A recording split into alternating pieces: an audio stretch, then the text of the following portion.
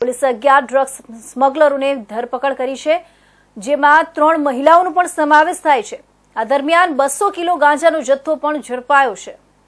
ઘટના દરમિયાન કાંઠી પોલીસ સ્ટેશનના અધિકારીઓએ રાત્રે દીઘાથી કોલકાતા જતી એક સરકારી બસની તપાસ કરી, જેમાં 11 ડ્રગ સ્મગલર્સ મળી આવ્યા।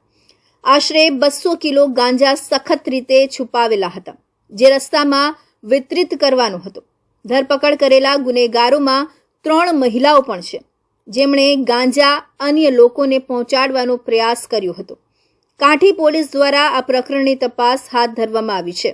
ડ્રગ્સને જુદી જુદી જગ્યાઓ પર મોકલવાનું આયોજન હતું અને આ બસમાં છુપાવેલા ગાંજા ઘણો જોખમી સામાન ગણાતો હતો।